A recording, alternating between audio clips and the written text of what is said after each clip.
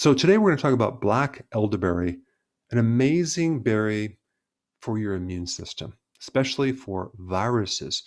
I mean, it's been used for thousands of years. It's been used by Native Americans, ancient Egyptians. So it stood the test of time. So people use it for a lot of things, for decreasing pain, inflammation, swelling. It's a diuretic, so it increases urination.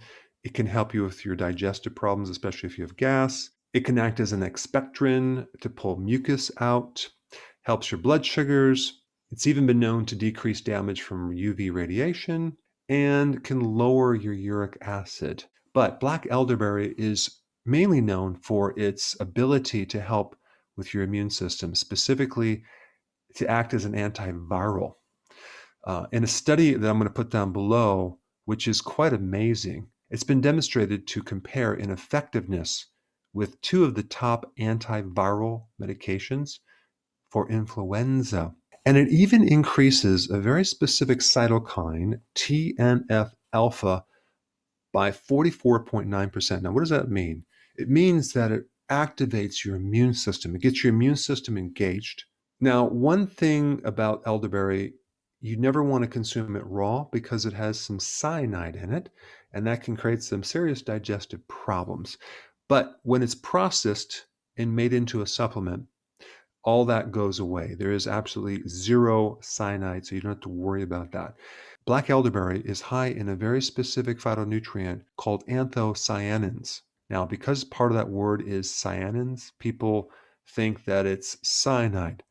Nothing to do with it, but when you process and dry out and even heat black elderberry, you actually increase anthocyanins. So you get the benefit of that phytonutrient without the cyanide, which is a really good thing.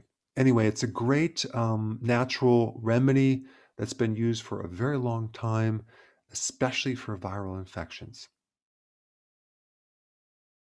Let's talk about the benefits of eucalyptus, okay, for your sinuses, for your lungs. It has some really interesting effects. And the primary phytonutrient in this plant that's doing all these great things is called eucalyptol. And you may even be able to get it as a purified chemical, but having it in its full complex with everything in it, I think is going to work a little bit better.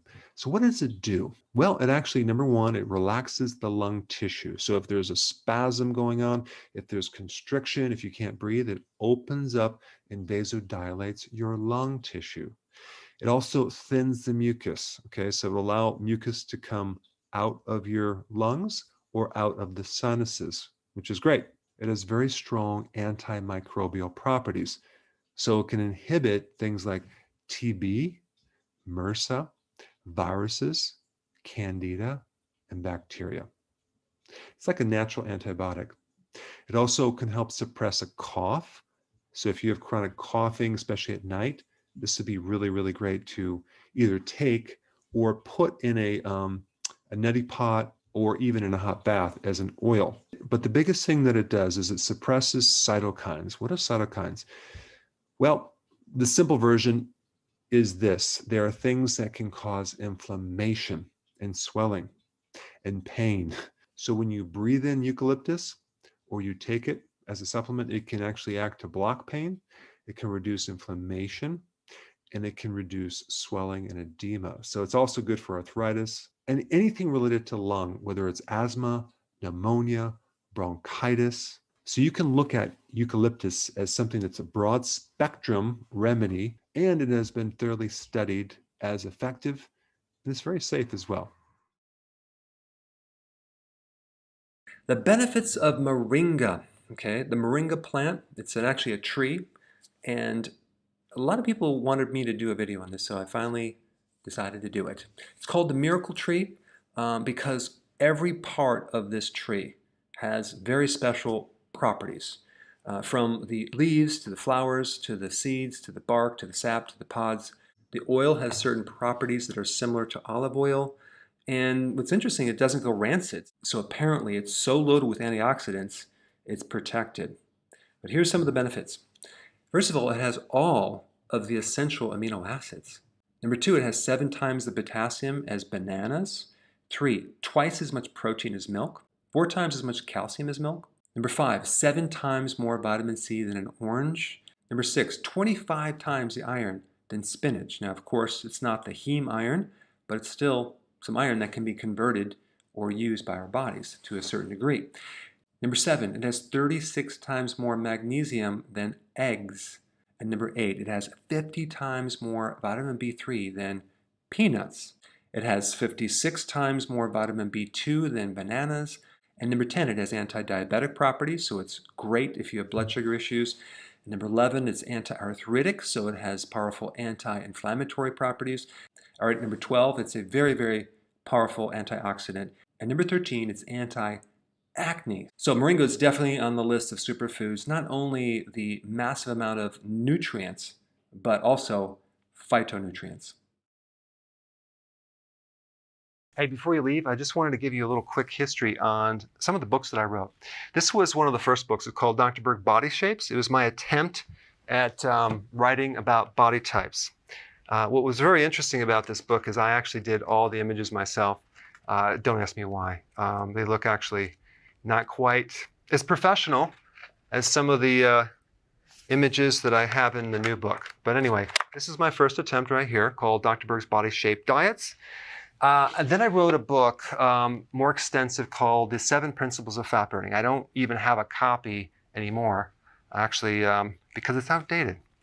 The next book, I put about 1,000 hours into this one right here called The New Body Type Guide. Major updates on the body types.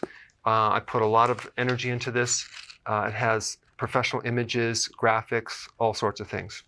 Now, the problem with this book is it doesn't really describe what this is really about. Body types are only a small portion of what's in this book. And that's why I changed the name to the Healthy Keto Plan, okay? If you happen to have this book, you don't really need this book because there's only very, very minor updates. But if you don't have this, you need to get this one right here. This book goes into every single detail that you would ever want to know about.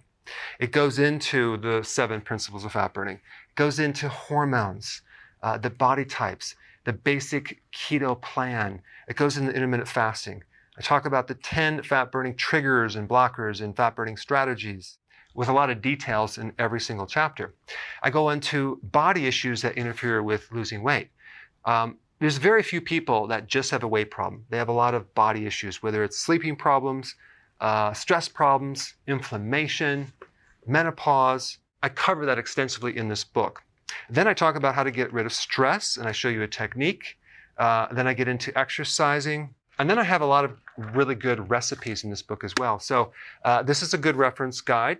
On my website, if you get this book, you get this one free. It's called Healthy Keto and Intermittent Fasting. This is the shortcut, quick guide to this book. And the reason I created this book is to have you, within 45 minutes, learn how to do keto, okay, in intermittent fasting, exactly what you need to do. Then you can fill in the blanks with this book right here. So right now I'm doing a special. If you get this book, you get this one totally free, or you can go to Amazon and get these individually. So I just want to clarify the difference between this book and this updated one right here. If you don't have this, you need to get this right here. That way you can get the exact correct information to do it healthily.